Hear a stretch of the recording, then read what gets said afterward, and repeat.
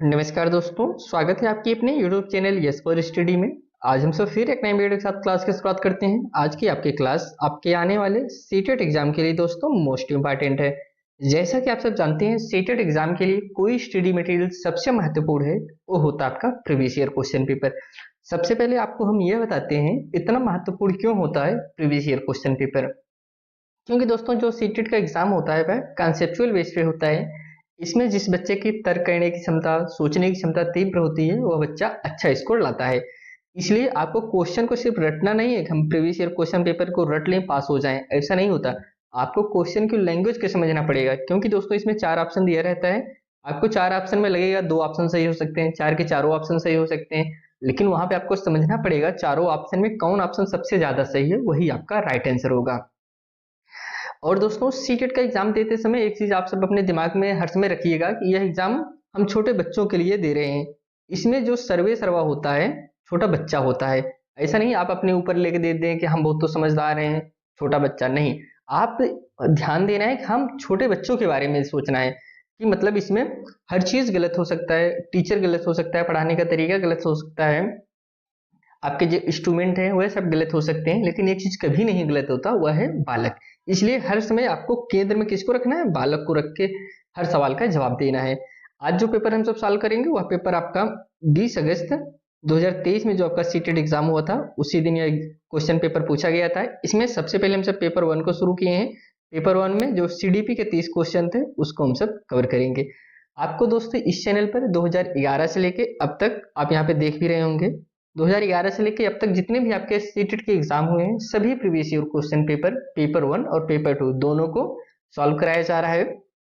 अगर आप इस चैनल पर नए हैं तो चैनल को जरूर सब्सक्राइब करिए दोस्तों, और अपने दोस्तों के साथ भी जरूर शेयर करिए, क्योंकि यह चैनल आप सबके लिए सीटेट में जितने भी सब्जेक्ट हैं सब सब्जेक्ट की थ्योरी क्लासेस भी उपलब्ध करा रहा है। प्रीवियस ईयर क्वेश्चन पेपर, नए क्वेश्चन पेपर, मतलब आपको कंप्लीट स्टडी मटेरियल यहाँ पे उपलब्ध कराया जाएगा। आइए चलिए हम सब आगे बढ़ते हैं और क्लास की शुरुआत करते हैं।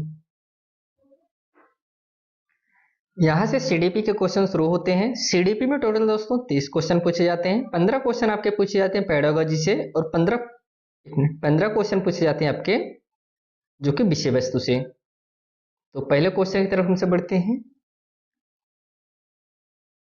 इसमें जो पहला क्वेश्चन दिया गया है डिस्ग्राफिया की बात किया गया है। डिस्ग्राफिया, देखिए डिस्ग्राफिया आपको एक विकार है, इसे आप बीमारी ना समझिए, एक विकार होता है। डिस्ग्राफिया में जो देखने को मिलता है, जिसमें व्यक्ति जो है, इसमें जो समस्याएं होती है वह न्यूरोलॉजिकल डिसऑर्डर, आप इसे जान सकते हैं। डिस्ग्राफिया को आप अगर वैसे समझना चाहें इसे न्यूरोलॉजिकल डिसऑर्डर के नाम से जानते हैं। इसमें जो कठिनाई होती है वह जिसे बच्चे को लिखावट में कठिनाई होती है, स्पेलिंग में कठिनाई होती है, लिखित विचारों को व्यवस्थित करने में कठिनाई होती है। इस प्रकार से कठिनाइयों का सामना करना पड़ता है। हैंड राइटिंग में समस्याएं होती हैं किसमें, डिस्ग्राफिया होने पे। ये एक प्रकार से विकार है दोस्तों, बीमारी नहीं है। डिस्ग्राफिया की बात करें तो किससे संबंधित है, एक भाषा विकार है जिसकी विशेषता हकलाना और उच्चारण में त्रुटियों करना, यह नहीं है दोस्तों। सेकंड ऑप्शन है एक गतियुक्त विकार है जिसकी विशेषता स्थूल पेशी वादिता है। थर्ड ऑप्शन है एक तंत्रिकी विकार है जिसकी विशेषता अक्षरों और आकारों को बनाने में कठिनाई, ये ऑप्शन आपका सही होगा। लास्ट जो है एक मनोवैज्ञानिक विकार है जिसकी विशेषता ध्यान का अभाव और आवेगशील व्यवहार। तो राइट आंसर इसमें थर्ड हो जाएगा, ये एक तंत्रिकी विकार है। हमने आपको बताया ना कि न्यूरोलॉजिकल डिसऑर्डर है। यह एक तंत्रिकी विकार है जिसमें अक्षरों और आकारों को बनाने में कठिनाई का सामना करना पड़ता है। तो ऑप्शन इसमें थर्ड इज करेक्ट आंसर। अगले क्वेश्चन चलते हैं। सेकंड जो क्वेश्चन के प्रतिभावान बच्चों को शिक्षित करने का उपागम जो उन्हें असामान्य रूप से तीव्र गति से पाठचर्या के माध्यम से आगे बढ़ाता है क्या कहलाता है। ऑप्शन है विभेदित निर्देशन, सेकंड ऑप्शन है संवर्धन, थर्ड ऑप्शन है त्वरण जिसे हम गतिवर्धन के नाम से जानते हैं, फोर्थ ऑप्शन है विसर्जन। इसमें जो करेक्ट आंसर हो जाएगा इसे हम त्वरण के नाम से जानते हैं दोस्तों। ऑप्शन थर्ड इस राइट आंसर होगा। इसमें जो पूछा जा रहा था प्रतिभावान बच्चों को शिक्षित करने का उपागम जो उन्हें असामान्य रूप से तीव्र गति का पाठचर्या के माध्यम से आगे बढ़ाता है, उसे क्या कहेंगे, उसे हम त्वरण कहते हैं, उसे हम गतिवर्धन के नाम से जानते हैं। अगले क्वेश्चन बढ़ते हैं। अगला जो क्वेश्चन है क्वेश्चन नंबर 3 है,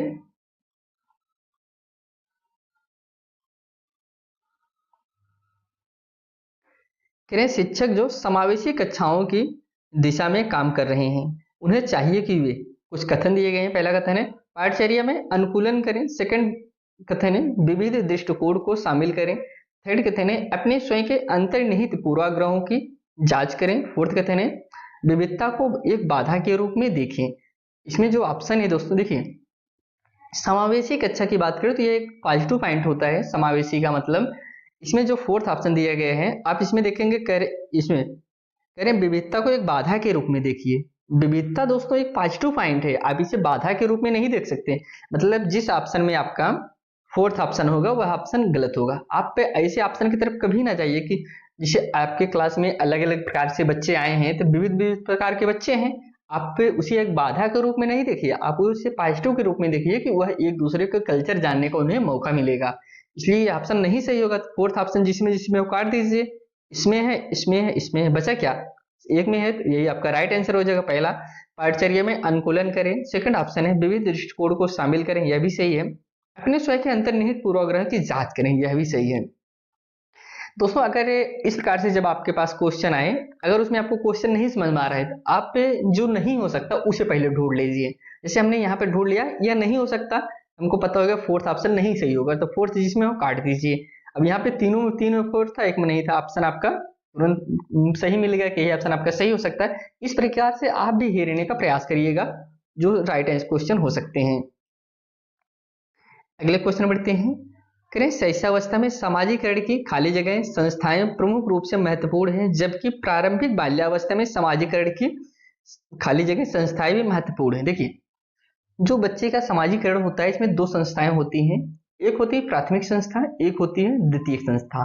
प्राथमिक संस्था के अंतर्गत अगर हम बात करें तो प्राथमिक संस्था के अंतर्गत वे चीज आते हैं जिसमें बच्चा स्वयं से आए, जैसे परिवार हो गया, पड़ोसी हो गए, इन समय बच्चा जो है प्राथमिक संस्था के अंतर्गत आते हैं जिसमें बच्चा स्वयं से आता है।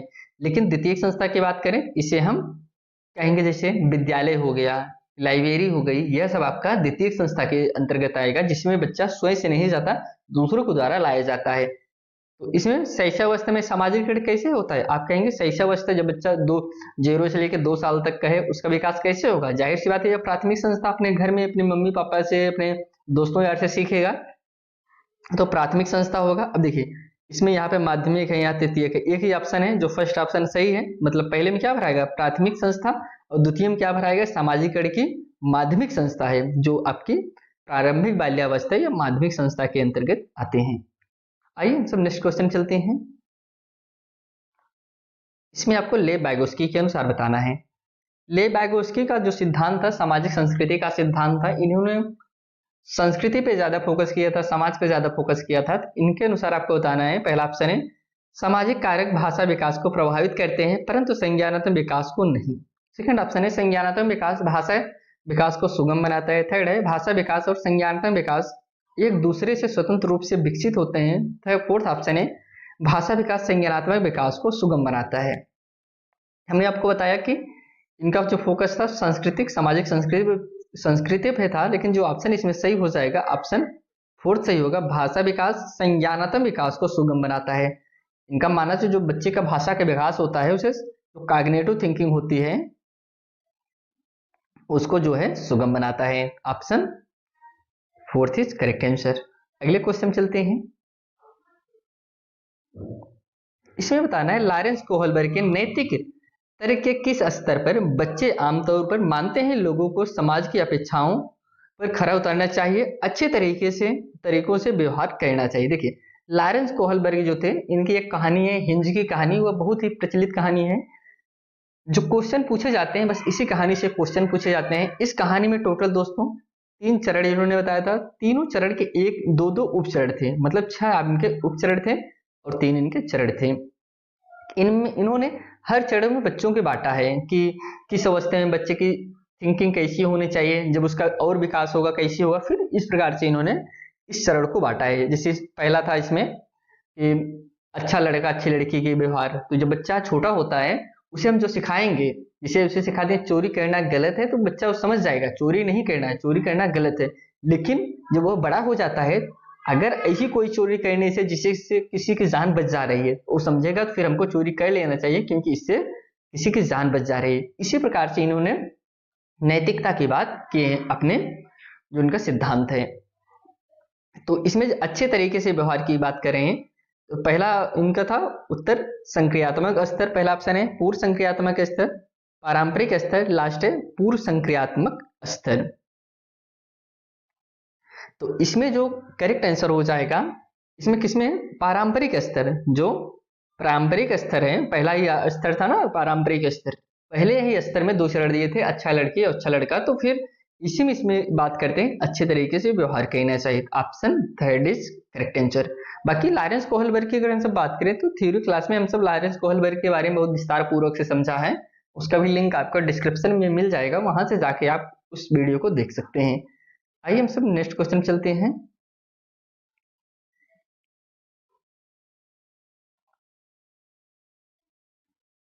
अगला क्वेश्चन कथन कारक से संबंधित है। कह रहे निम्नलिखित कथनों को पढ़िए, सही विकल्प का चयन कीजिए। अभिकथन ए है, शिक्षकों और साथियों जैसे अधिक जानकार अन्य लोगों के साथ बातचीत शिक्षार्थियों को उनकी समझ और कौशल विकसित करने में मदद करने के लिए आवश्यक समर्थन और मार्गदर्शन प्रदान करती है। आप कहेंगे ये तो सही है दोस्तों। अगला जो कारण दिया गया है, कारण आ रहे हैं दोस्तों, सामाजिक संपर्क सीखने और विकास का एक प्रमुख घटक है। ऑप्शन देखिए, पहला ऑप्शन है ए और दोनों गलत हैं, ये ऑप्शन ए और दोनों तो गलत नहीं है। सामाजिक संपर्क सीखने से विकास का एक प्रमुख घटक है दोस्तों, यह भी आप कहेंगे यह सही है दोस्तों। जो सामाजिक का विकास होता है, सामाजिक संपर्क, जब हम अपने मित्रों से मिलेंगे, समाज में बैठेंगे, तो हमारे जो विकास है, सीखने का विकास है, वो तीव्र होगा, हम नई नई चीजें जानेंगे।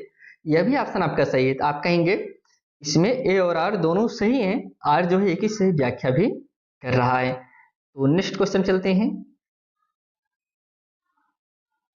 अगला जो क्वेश्चन है, करें अधिगम के लिए आकलन का मुख्य लक्ष्य क्या है। अधिगम के लिए जो आकलन है उसका मुख्य लक्ष्य क्या होना चाहिए। पहला ऑप्शन है उन विद्यार्थियों की पहचान करना है जिन्हें धीमे सीखने वाले के रूप में वर्गीकृत किया जा सकते हैं। देखिए, अधिगम के लिए आकलन का यह तो चीज नहीं होगा कि आप ऐसे विद्यार्थियों का चयन करके अलग कर दें जिनको सीखने में जो धीरे सीखते हैं, जिनका सीखने की स्पीड स्लो है, ये आप नहीं कर सकते, पहला तो होगा नहीं। सेकंड है विद्यार्थियों के प्रदर्शन का मूल्यांकन करना और ग्रेड देना। देखिए, कभी भी आपको विद्यार्थियों के प्रदर्शन का मूल्यांकन करके उन्हें ग्रेड में नहीं बांटना है। मूल्यांकन तो करना चलो ठीक है, इसे आप ठीक कर सकते थे, लेकिन ग्रेड देना आप उसे ग्रेड में नहीं बांट सकते कि हाँ तुम बहुत अच्छा किए, तुमको ए ग्रेड है, तुमको बी ग्रेड है, इस तरीके से नहीं देना है। अगला जो ऑप्शन है, विद्यार्थियों को प्रतिपुष्टि प्रदान करना जिसका उपयोग उनके अधिगम में सुधार के लिए किया जा सकता है। देखिए, प्रतिपुष्टि प्रदान करनी है पॉजिटिव पॉइंट है दोस्तों। विद्यार्थियों को अगर वो मतलब किया, थोड़ा सा रह गया या फिर थोड़ा सा गलती हो गया, उसे प्रतिपुष्टि दीजिए, फीडबैक दीजिए, चलो बच्चा तुमने बहुत बढ़िया किया, आगे से और अच्छा करने का प्रयास करिए। तो ये ऑप्शन अभी सही लग रहा है, लेकिन आप फोर्थ ऑप्शन भी देखते हैं, विद्यार्थी के प्रदर्शन की तुलना एक मानक या तय पैमाने से कर। देखिए, तुलना तो आप कभी कर ही नहीं सकते, यह नेगेटिव पॉइंट है, यह भी गलत हो जाएगा। ऑप्शन इसमें थर्ड इज राइट आंसर। अगर किसी क्वेश्चन को लेकर कोई भी डाउट है दोस्तों, आप कमेंट करिए, उसका जवाब आपको दिया जाएगा। अगले क्वेश्चन बढ़ते हैं। किस आयु में बच्चे शब्दों के खेल में शामिल हो सकते हैं और ऐसे चुटकुलों और पहेलियों को पसंद कर सकते हैं जिनमें शब्दों का खेल शामिल है। किस आयु में दोस्तों, आप कहेंगे 12 वर्ष में, 1 वर्ष में, 3 वर्ष में, 7 वर्ष में। किस आयु के बच्चे शब्दों के खेल में शामिल हो सकते हैं। किसकी बात करें, शब्दों के साथ किस आयु में बच्चा खेलने लगता है। तो राइट आंसर इसमें हो जाएगा 7 वर्ष तक जब बच्चा हो जाता है तो वह शब्दों से खेलना शुरू कर देता है। ऑप्शन इसमें फोर्थ इज करेक्ट आंसर। एक चीज आप कमेंट करके बताइए, जो जिन पियाजे महमूदे ने अवस्थाएं बताई थी, कि नाम तो नहीं बताएंगे, यह जो 7 वर्ष है, 7 वर्ष का बच्चा किस अवस्था में गिना जाएगा, इसका जवाब कमेंट करिए।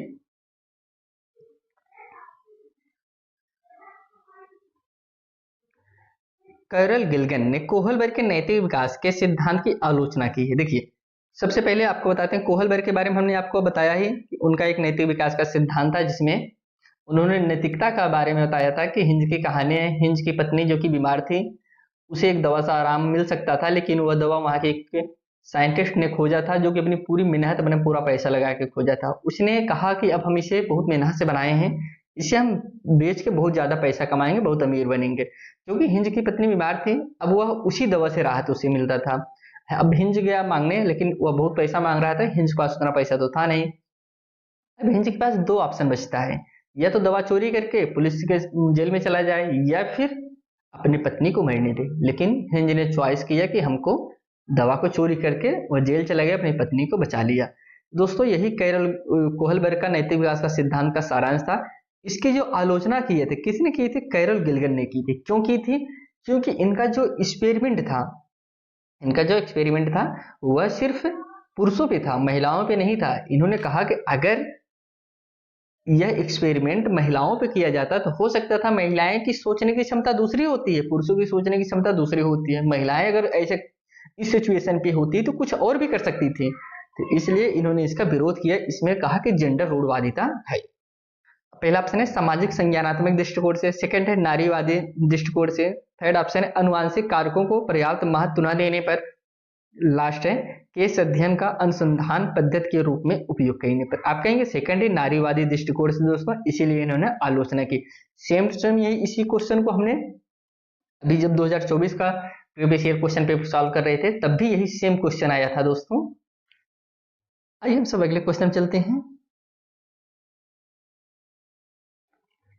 जिन पियाजे के अनुसार पूर्व संक्रियात्मक चिंतन की मुख्य विशेषताओं में से एक खाली जगह है जो किसी स्थिति की एक पहलू पर ध्यान केंद्रित करने और दूसरों की उपेक्षा करने की प्रवृत्ति को संदर्भित करता है। ऑप्शन है, पहला ऑप्शन है कारण परिणाम का विश्लेषण, सेकंड है केंद्रीय, थर्ड है विकेंद्रीय, लास्ट है पारगमन। तो राइट आंसर इसमें हो जाएगा केंद्रीय दोस्तों। इसमें क्या भरा जाएगा? केंद्रीय इज राइट आंसर। आइए हम सब अगले क्वेश्चन चलते हैं।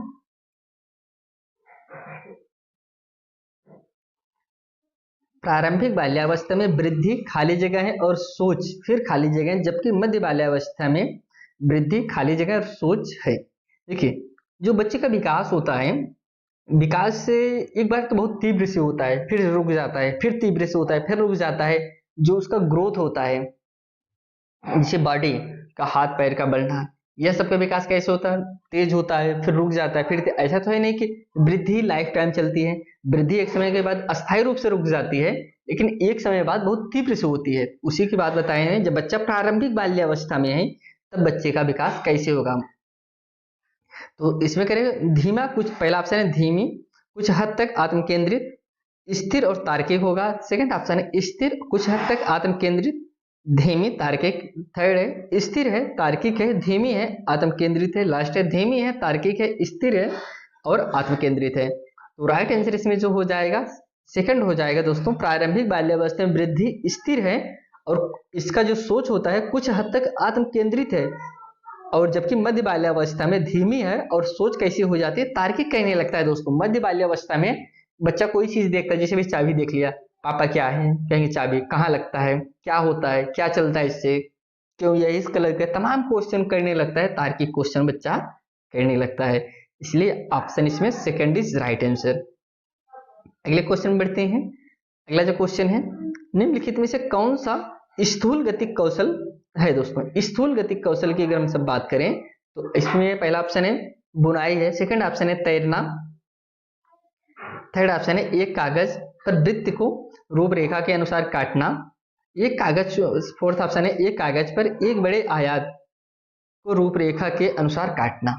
तो इसमें जो करेक्ट आंसर हो जाएगा, आप कहेंगे तैरना। जो स्थूल गतिक कौशल जिसमें बच्चा की मांसपेशियों का प्रयोग किया जा रहा है, स्थूल गतिक कौशल उसी को कहेंगे। इसलिए तैरना दोस्तों जो है आपका स्थूल गतिक कौशल के अंतर्गत आएगा। Option second is right answer. आइए हम सब नेक्स्ट क्वेश्चन चलते हैं। अगला जो क्वेश्चन है, भौतिक वृद्धि और विकास के फिर खाली जगह और फिर खाली जगह सिद्धांतों का पालन करते हैं दोस्तों। पहला ऑप्शन है एकीकरण सरल से जटिल, सेकंड ऑप्शन है विभेदीकरण जटिल से सरल, थर्ड ऑप्शन है शीर्षगामी अवरोही समीपस्थ आंतरिक से बाहरी, थर्ड ऑप्शन है समीपस्थ अवरोही, शीर्षगामी, आंतरिक से बाहरी, लास्ट है विभेदीकरण, सरल से जटिल, एकीकरण, जटिल से सरल।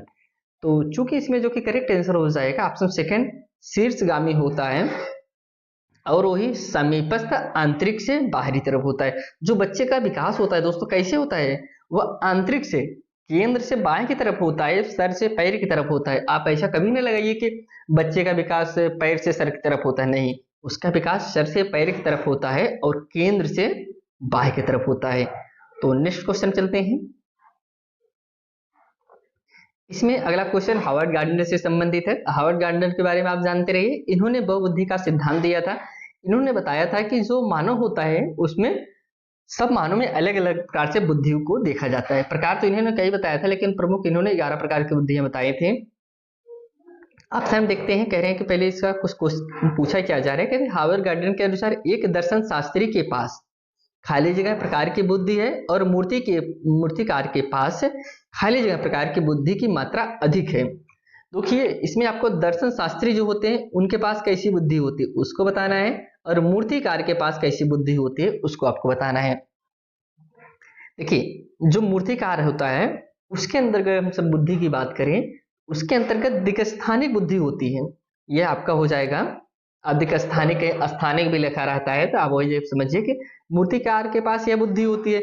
चूंकि यह लास्ट में है मूर्तिकार, तो लास्ट में होगा। और अंतःवैयक्तिक दोस्तों, जो दर्शन शास्त्री होते हैं वह उनके अंदर कैसी बुद्धि होती है, अंतःवैयक्तिक होती है। एक होते हैं अंतरावैयक्तिक, अंतरावैयक्तिक और अंतःवैयक्तिक। अंतःवैयक्तिक होता है जो दर्शन शास्त्री होते हैं, साधु संत होते हैं, वह अंतःवैयक्तिक होते हैं, वह हर चीज जान जाते हैं। लेकिन अंतरावैयक्तिक दूसरे के मन के भावों को, दूसरे के मन के सोच को जो जान जाए, इसे नेताओं की बुद्धि कैसी होती है, अंतरावैयक्तिक होती है। इसमें दर्शन शास्त्री पूछे तो option third is right answer. अगले क्वेश्चन चलते हैं। क्वेश्चन नंबर 16 है अनुभवात्मक अधिगम किस पर बल देता है दोस्तों। अनुभवात्मक अधिगम जो होता है किस पर बल देता है। पहला ऑप्शन है बच्चों के अधिगम पर, शिक्षक के नियंत्रण पर। सेकंड ऑप्शन है सीखने में पुनर्बलन की भूमिका पर। थर्ड है आलोचनात्मक प्रतिबिंबन के महत्व पर। फोर्थ ऑप्शन है एक प्रक्रिया के बजाय अधिगम को एक उत्पाद के रूप में देखने पर। तो इसमें जो कि करेक्ट आंसर हो जाएगा ऑप्शन थर्ड, आलोचनात्मक प्रतिबिंबन के महत्व पर। दोस्तों अनुभवात्मक अधिगम किस पे बल देता है, आलोचनात्मक प्रतिबिंबन के महत्व पर बल देता है। Option third is correct answer. Next question चलते हैं। बच्चों में समस्या समाधान कौशल को बढ़ाने के लिए निम्नलिखित में से कौन सा प्रभावी तरीका है। इसकी बात करें, समस्या समाधान कौशल को बढ़ाने के लिए बात करें, पहला ऑप्शन है स्वतंत्र चिंतन को हतोत्साहित करना। देखिए स्वतंत्र चिंतन को हतोत्साहित, हतोत्साहित कैसा पॉइंट है, निगेटिव पॉइंट है। हतोत्साहित जिसमें भी आया उसे काट दीजिए, सही नहीं होगा। सेकंड ऑप्शन है कठिन समस्याओं से बचने के लिए। देखिए कभी भी कठिन समस्याओं से बचने के लिए उसे दूर नहीं भागना चाहिए कि कठिन समस्या से बचने के लिए उसे प्रोत्साहित कर दें, आप कठिन समस्या बच गए, बहुत बढ़िया, बहुत अच्छा काम किया, ऐसा नहीं कहना है। थर्ड ऑप्शन है उन्हें समस्याओं को तैयार समाधान उपलब्ध करें, कहने जो उसके पास समस्या है उसका समाधान आप खुद ही बता दें, ऐसा नहीं कहना है। फोर्थ ऑप्शन है उन्हें बुद्धि मंथन करने और सहज अनुमान लगाने के लिए अवसर देना। यह दोस्तों सही है, उन्हें खुद से पहले मौका दीजिए, अपना बुद्धि का यूज करें, अपने बुद्धि का अनुमान लगाएं, तो इसे आप पहले खुद से करने दीजिए। ऑप्शन इसमें फोर्थ इज करेक्ट आंसर हो जाएगा। अगले क्वेश्चन चलते हैं। निम्नलिखित कथनों को पढ़िए, सही विकल्प का चयन कीजिए। सबसे पहले हम सब कथन को पढ़ते हैं। शिक्षकों को सार्थक वातावरण बनाना चाहिए जिसमें सभी बच्चों की सक्रिय भागीदारी और संलग्नता हो। यह दोस्तों सही है, टीचर को इस प्रकार से वातावरण बनाना चाहिए जिसमें सभी बच्चा इंगेज हो, सभी बच्चा अच्छे से सीखे। अब कारण जो आ रहे हैं, कारण को हम समझते हैं। सभी बच्चे आंतरिक रूप से सीखने के लिए प्रेरित होते हैं और सीखने में सक्षम होते हैं। यह दोनों चीज सही है दोस्तों। आंतरिक, एक होता है आंतरिक प्रेरणा, एक होता है बाह्य प्रेरणा। आंतरिक प्रेरणा होता है जैसे भी आपका सीटेट का एग्जाम लगा हुआ है, आप खुद पढ़ रहे हैं ना, ऐसा तो है नहीं कोई फोर्स किया नहीं पढ़ो या क्लास देखो या क्लास देखो, ऐसा तो है नहीं। ये आपकी आंतरिक प्रेरणा है। जैसे अभी आपके घर में छोटा बच्चा है, स्कूल नहीं जा रहा है, आप कहें बेटा स्कूल जाओ, 5 रुपए देते हैं, बच्चा बैग उठाया चल दिया, 5, वह स्कूल पढ़ने के लिए नहीं गया, वह 5 रुपए पाया वो इसलिए गया। यही होता है आपका बाह्य प्रेरणा।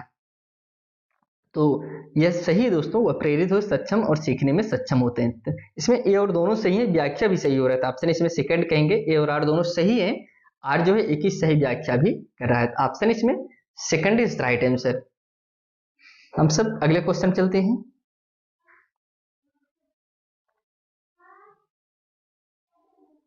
निम्नलिखित में से कौन सी प्रक्रिया अधिगम के दौरान योगदान नहीं देती है?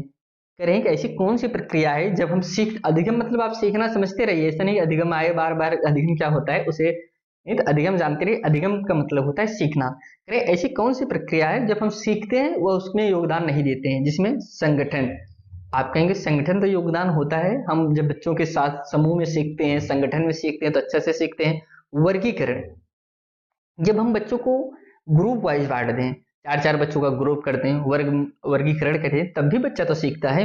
वैचारिकता, अलग अलग विचारों को जब हम बच्चों से पूछेंगे, साझा करेंगे, तो यह भी तो इससे भी बच्चा सीखता है, किससे नहीं सीखता? गैर प्रासंगिकरण, ये इससे नहीं सीखता दोस्तों, यही आपका गलत है और यही आपका राइट आंसर हो जाएगा। अगले क्वेश्चन चलते हैं। अगला जो क्वेश्चन है, निम्नलिखित में से कौन सा एक ऐसे प्रश्न का उदाहरण है जिसमें विद्यार्थियों को अपनी सोच पर विचार करने की आवश्यकता है?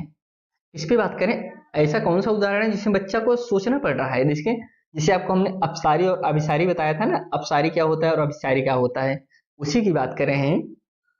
पहले वाक्य में संज्ञा और क्रिया के बीच क्या संबंध है? अगर ऐसा हम क्वेश्चन पूछेंगे, क्या बालक को सोचने और तर्क करने की जरूरत पड़ेगी? अगली बात है, क्रिया की परिभाषा क्या है? नेक्स्ट है, आप क्रिया को वर्तमान काल में कैसे बदल सकते हैं?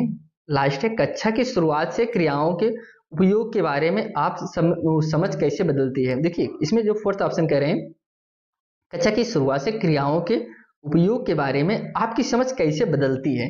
अब देखिए, अगर इसका हम जवाब पूछें, 10 बच्चों से जवाब पूछें, तो 10 बच्चों का क्या जवाब अलग अलग आएगा? नहीं, सेम जवाब आएगा। क्रिया की परिभाषा समझ बताएंगे यह भी, लेकिन इससे अगर हम सब बात करें तो इसे सोचना पड़ेगा, तर्क करना पड़ेगा, हम इसका क्या जवाब दें, इसलिए fourth option is correct answer. Next question चलते हैं। निम्नलिखित में से कौन सा विफलता के लिए आंतरिक आरोपण का एक उदाहरण है? किसकी बात करें विफलता के लिए?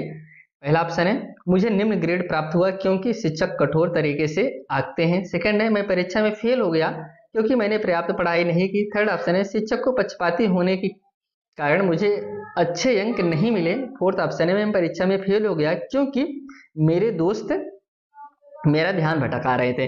विफलता के लिए आंतरिक आरोपण का उदाहरण दोस्तों, इस पे आंतरिक आरोपण की बात करें तो जो सेकंड ऑप्शन है, मैं परीक्षा में फेल हो गया क्योंकि मैंने पर्याप्त पढ़ाई नहीं की, यही आपका आंतरिक आरोपण है। आप किसी दूसरे पे आप असफल हुए हैं, किसी दूसरे पर अपना असफलता का नहीं दे सकते, हम असफल हुए तुम्हारी वजह से हमने फेल हो गए, ऐसा आप नहीं कर सकते। मैंने नहीं पढ़ाई की इसलिए मैंने फेल हो गया, option second is right answer. अगला क्वेश्चन कथन कारक से है, निम्नलिखित कथन को पढ़िए और सही विकल्प का चयन कीजिए। अब कथन ये है, बहुत कम उम्र में दुनिया भर में अधिकांश संस्कृतियों में लड़कियां गुड़िया को खेलने के रूप में चुनती हैं जबकि लड़के कारों के साथ खेलना पसंद करते हैं। देखिए किसकी बात कर रहे हैं? कह रहे हैं कि ये जेंडर रूढ़िवादिता की सीधा सीधा बात हो रहा है कि लड़कियां जो हैं गुड़ियों से खेलती हैं, लड़के जो है कारों से खेलते हैं। कह रहे हैं ऐसा देखने को मिलता है। आगे जो कारण आ रहे हैं, इसमें जो कारण आर दिया गया है, कह रहे हैं बच्चे किसी विशेष संस्कृति की अपेक्षाओं के आधार पर एक लड़के या लड़की के लिए उपयुक्त माना जाता है, इस बारे में जानकारी व्यवस्थित करते हैं और उसके अनुसार व्यवहार करते हैं। यह तो हो गए दोस्तों कथन कारक। अब इसमें ऑप्शन आपको बताना है कौन सा ऑप्शन सही होगा। पहला ऑप्शन है, ए और आर दोनों गलत है। दोनों गलत तो है नहीं, ए और आर दोनों सही है दोस्तों, और आर एक ही सही व्याख्या भी करता है कि बहुत जैसे भी अभी अपने आपके यहाँ ही कोई रिश्तेदार आ जाता होगा, कोई गेस्ट आ गया, चाय बनाना है, चाय बनाना आपके पिताजी सबसे पहले किसे प्रेफरेंस करेंगे? आपको करेंगे या फिर कोई बच्ची है उसे करेंगे? आप खुद दोस्तों से यही कहेंगे ना कि बेटी जाके चाय बना दो, ऐसा तो नहीं कहेंगे बेटा जाके चाय बना दो। क्यों? क्या बेटा चाय नहीं बना सकता? यह दोस्तों रूढ़वादिता का संकेतक है। या फिर सब्जी लाना हो, बेटा जाके बाजार से सब्जी लाओ, क्या बेटी बाजार से सब्जी नहीं ला सकती? ला सकती है। ये दोस्तों ऑप्शन इसमें सेकंड इज राइट आंसर। अगले क्वेश्चन चलते हैं। ले बैगोस्की की बात करें, ले बैगोस्की के अनुसार खाली जगहें बच्चों के संकलनात्मक योग्यताओं के विकास में महत्वपूर्ण भूमिका निभाता है। क्या निभाता है? मूर्त पुरस्कार, सहकर्मी सहयोग, सामाजिक अलगाव, लास्ट है मानकीकृत पाठचर्या। देखिए 2-3 चीज आप तुरंत काट दीजिए। मूर्त पुरस्कार, पुरस्कार देकर आप बच्चों को नहीं आगे बढ़ा सकते। मानकीकृत स्टैंडर्ड, ये तो हर समय आपका गलत होता है, आपके किसी भी पॉइंट मिल जाए उसे काट दीजिए। बचा क्या? सहकर्मी, सामाजिक अलगाव। अगर बच्चे को समाज से अलग कर देंगे तो बच्चा नहीं सीख पाएगा, बच्चों को समाज में लगाए रहना है। और सहकर्मी सहयोग, यह दोस्तों सही है, जब बच्चा अपने दोस्तों से अच्छे से सीखता है, जब अपने दोस्तों के साथ रहता है। तो ऑप्शन इसमें सेकंड इज राइट आंसर। चलिए अगले क्वेश्चन चलते हैं। ले बैगोस्की के सिद्धांत के अनुसार आंतरिक वाक्य, दोस्तों आंतरिक वाक्य अगर इसे हम डिफाइन करें तो आंतरिक वाक्य का मतलब होता है, जिससे अभी आप ही हैं, कभी कभी ऐसा होता है कोई चीज नहीं होता या फिर कोई चीज करना होता है, आप खुद से बात करते रहते हैं, ऐसा करना है, इस तरीके से करना है, यही होता है आपको आंतरिक वाक्य। ले बैगोस्की के सिद्धांत के अनुसार आंतरिक वाक्य क्या होता है? बच्चों के लिए एक काल्पनिक दोस्त के साथ संप्रेषण करने का तरीका है। सेकंड ऑप्शन है संज्ञानात्मक अपरिपक्वता का प्रतीक है।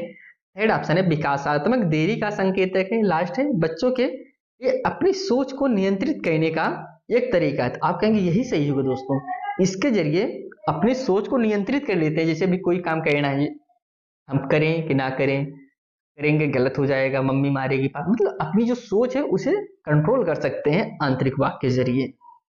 Option fourth is correct answer. अगले क्वेश्चन चलते हैं। 4 वर्ष की अपर्णा कहती है कि एक बटन जिंदा है क्योंकि यह उसकी शर्ट को एक साथ बांधने में मदद करता है। जिन पियाजे के अनुसार उसकी सोच की विशेषता है, क्या विशेषता है? ऑप्शन है पहला परिगमनात्मक तर्क, सेकंड ऑप्शन है जीववाद, थर्ड ऑप्शन है केंद्रीय, लास्ट ऑप्शन है परिकल्पित निगमनात्मक चिंतन। देखिए आप कहेंगे इसमें जीववाद इज राइट आंसर। जीववाद का सिद्धांत किसने दिया था? आपके पियाजे महोदय ने दिया था। जिसे भी आपके घर में कोई छोटा बच्चा हो, वो कोई डाल लिया हो, कोई गुड़िया लिया, आप थोड़ा सा मार दीजिए, बच्चा भी रोने लगेगा, कहेगा हमारी गुड़िया को मार दीजिए।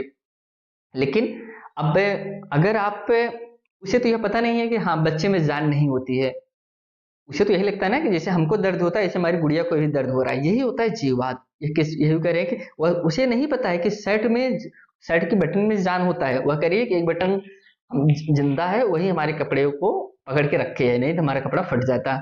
यही होता है जीववाद। अगले क्वेश्चन चलते हैं। निम्नलिखित में से स्वालीनता वाले विद्यार्थियों की विशिष्ट विशेषता कौन सी है? स्वालीनता, स्वालीनता शब्द क्या है दोस्तों? स्वालीनता मतलब होता है स्वालीन, मतलब जो खुद में लीन हो। तो आप कहेंगे स्वालीन विद्यार्थी कौन से होते हैं? ऑप्शन कुछ इसमें दिया गया है। कल्पना उनको तथ्यों से अलग करने की श्रेष्ठ क्षमता, सेकंड है उन्नत सामाजिक भावनात्मक पारस्परिकता, थर्ड है बार बार दोहराव और आवर्ती व्यवहार, फोर्थ है संवाद कौशलों का उच्च स्तर। स्वालीनता का मतलब होता है कि बार बार दोहराव और आवर्ती व्यवहार। स्वालीनता मतलब जो बच्चा खुद में ले होता है, कोई चीज बार बार करता रहता है, तो यही होता है आपका बार बार दोहराव या फिर आवर्ती व्यवहार। तो नेक्स्ट क्वेश्चन चलते हैं।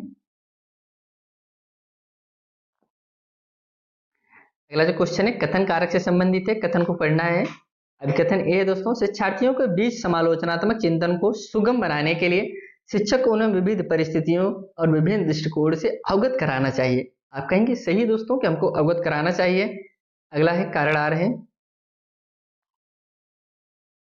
जब विद्यार्थी विविध मतभेदों के बीच बातचीत में संलग्न होते हैं तो वे समालोचनात्मक और रचनात्मक रूप से सोचने की अपनी क्षमताओं को सीखते हैं और समृद्ध करते हैं। आप कहेंगे वही चीज है कि ए भी सही है और वो भी सही है, व्याख्या भी सही हो रहा है। ऑप्शन इसमें किसमें है? तो ऑप्शन आप कहेंगे second option is right answer. A और आर दोनों सही है, आर जो है कि सही व्याख्या भी कर रहा है।